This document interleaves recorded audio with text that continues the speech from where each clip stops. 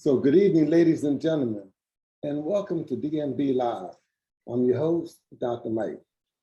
Many of you may already know that in 1989, Congress declared the month of October as National Domestic Violence Awareness Month. And October is also designated as National Breast Cancer Awareness Month. Well, it seems to me that there are so many people who are seeking help. And the question is, where can they find it? Well, I'm here to tell you tonight, I have that answer.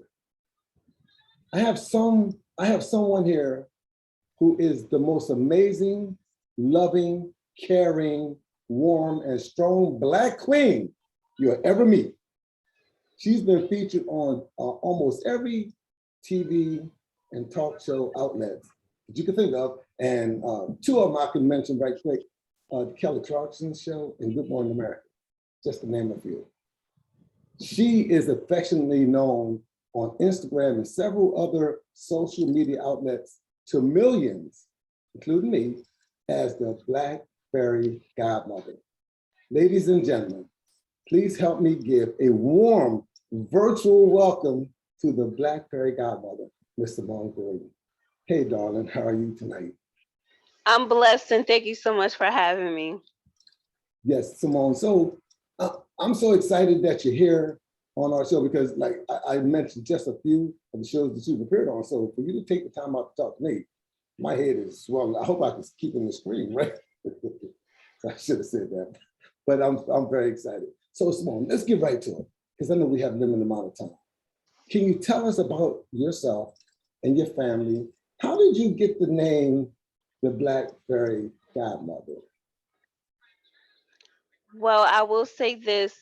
I was born blessed to two amazing parents who have been together for over 36 years. I was raised in a household where education was always important and being strong was very, very important. My parents taught me and my two other brothers about our Black history.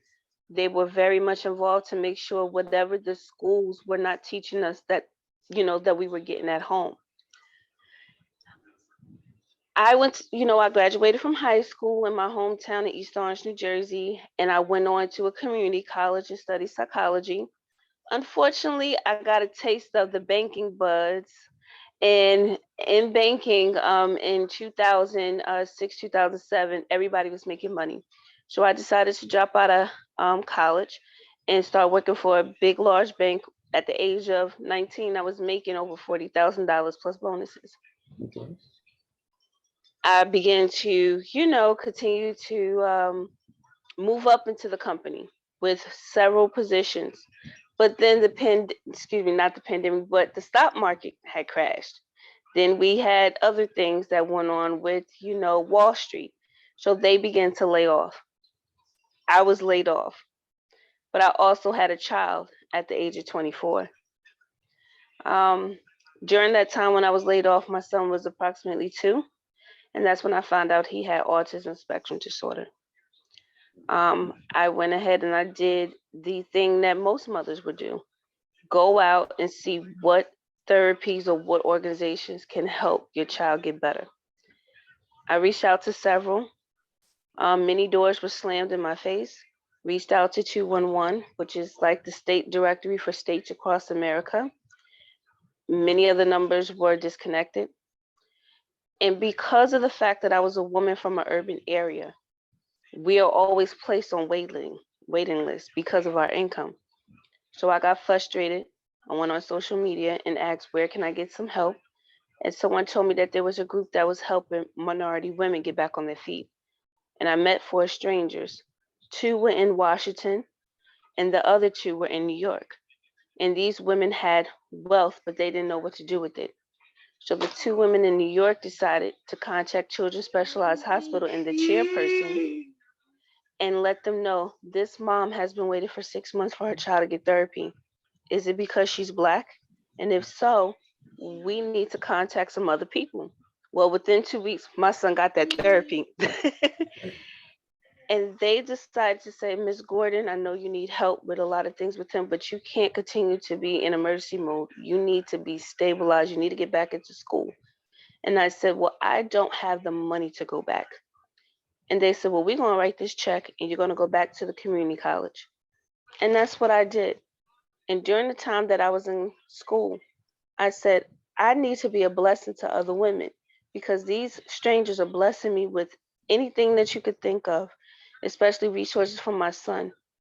But there's more black and brown women who need those blessings. They need to get stabilized but don't know how. So I decided to create on my platform a platform for black and brown women to become stabilized. And it just grew. And I started helping many women. And how I got the name the Black Fairy Godmother, there was a mother in Maryland who was being evicted, and she had less than 5 hours to dig up $1,000, or the sheriff was going to, close up her apartment. Mhm. I was in class, math class, and I know my parents are going to kill me, but I was on social media, and people were tagging me and asking me to help this woman. I went right on my Facebook page during math class and raised $1,000 less than 15 minutes, Mm. and we were able to save her apartment. So everybody from Facebook to Instagram start cheering that I'm the Black Fairy Godmother of urban America, and it took off from there. What a fantastic story. What a fantastic story. Yeah. So Simone, let me ask you this. So you became a foundation, and I'm interested in knowing what is your mission with your foundation? What is it? Yeah, I know you have a mission statement. Could you share that with us? My mission statement is to assist marginalized genders to become stabilized. Okay. We assist with emergency assistance that many nonprofits do not welcome to minorities. There's been times when big nonprofits would just only cover 2 days of hotel stay, leaving families without. You can go to any nonprofit to get your light bill paid, but what's going to happen the next month? So I said to myself, we have stipulations in this nonprofit where we can help you get food, we can help you get your rent paid, but let's do a vision board for 90 days to get you where you need to be, or to get you that therapy, or to get you that job, or get you that business. There's been many of people on my platform, as you can see, who now are who now have their own barbershops, their own beauty salons. We have a wonderful young lady in Compton that now opened a bakery and talks about the Black Fairy Godmother Foundation. We had a young lady who went on to Spelman. She wasn't going to go because her family couldn't afford it, but we stepped in and got that $6,000. The two Black women who houses were being in foreclosure, we assist with that. The mom who lost her car and had to cry out for help, one of our followers was getting a divorce and she had a third car that she didn't need. And she met up with the mom and gave her the car. Mm. So I'm just creating a platform for when our ancestors in the 50s, 60s, and 70s, when they were all coming together doing rent parties and fish fries, we lost that momentum.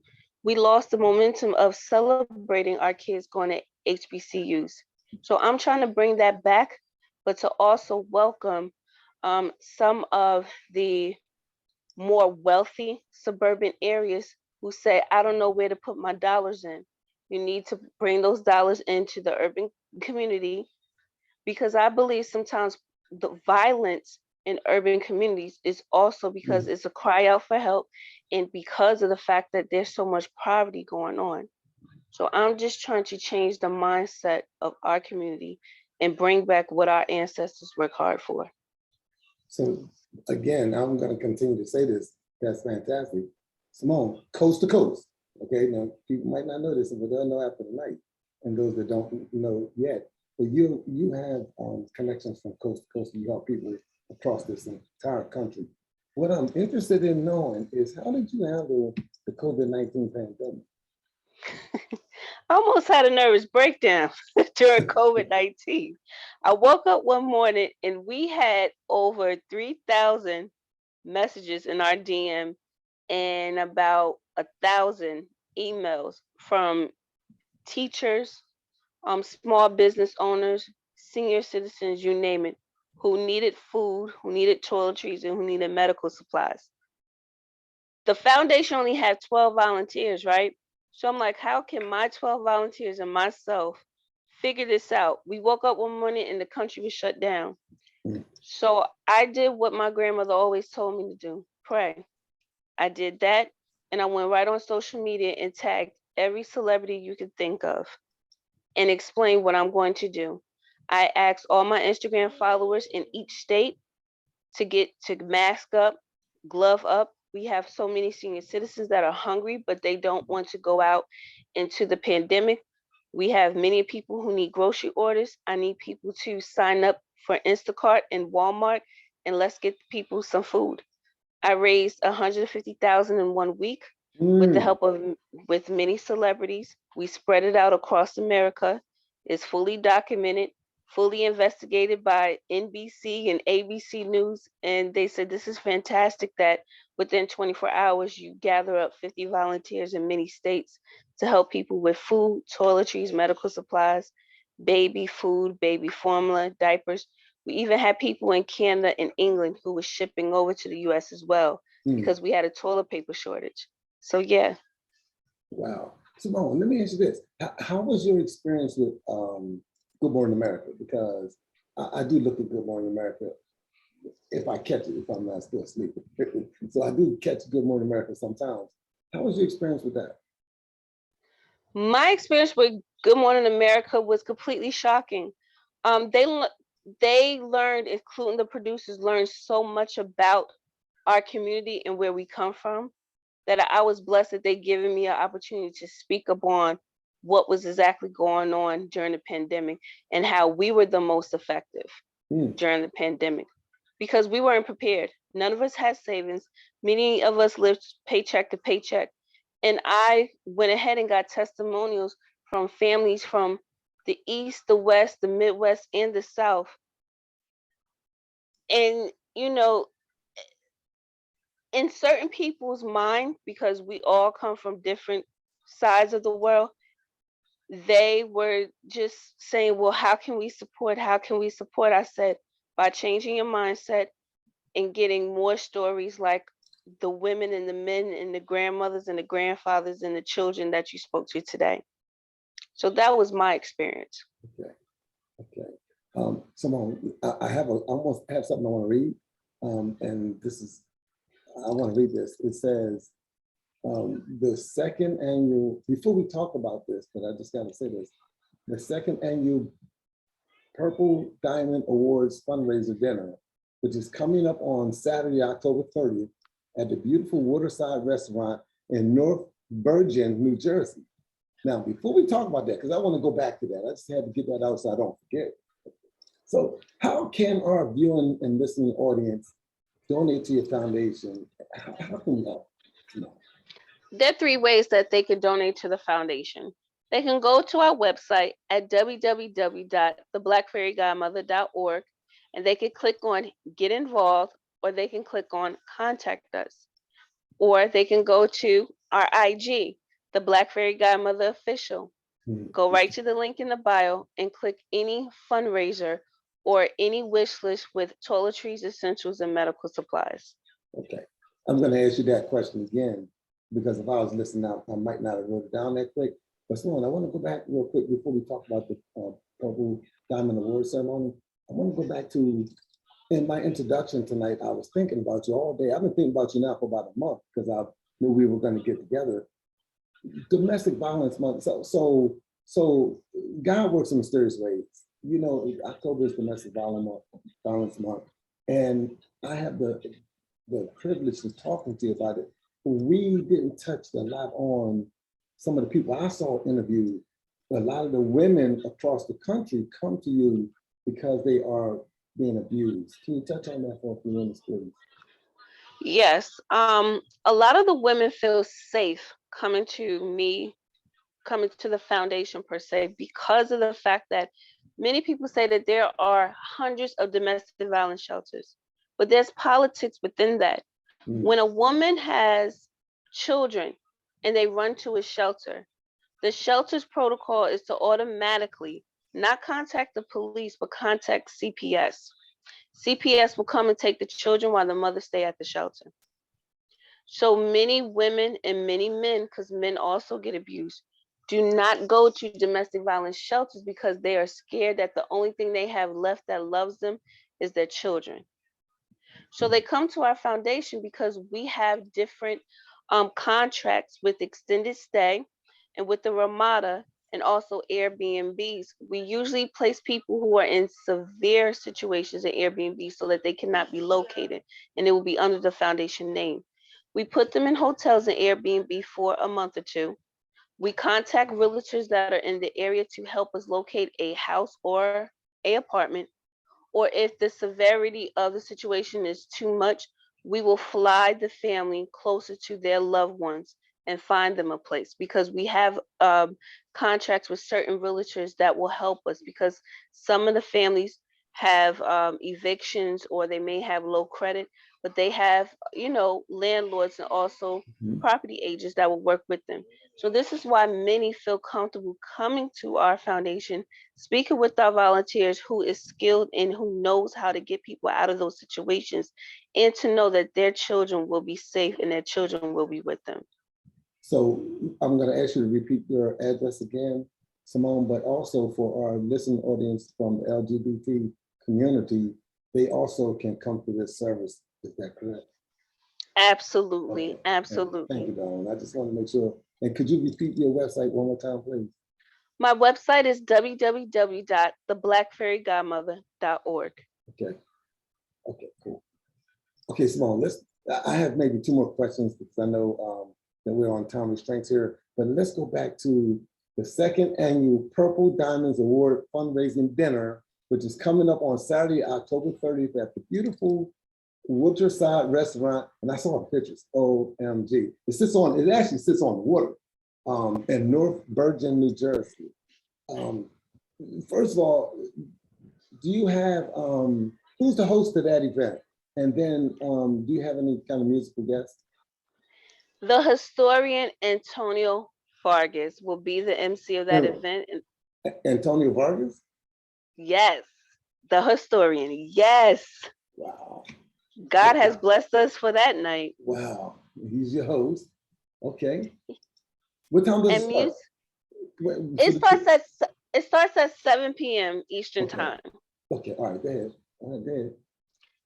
And we have a musical selection of Howard Hewitt. The Howard Hewitt. Mm-hmm. Wow. Okay. I'm blushing. Well, okay. So listen, here's the question though. So is the event sold out yet? Because today is the 14th of October. So people still have time to get tickets. Is it sold out? Don't tell me it's sold out. It's not sold out yet, and we still have tickets available. We also have tables available too. Okay, and you have sponsorships and all that. We can find all that on your website because I think that once if people go to your website, they will be on that for the next 2 hours.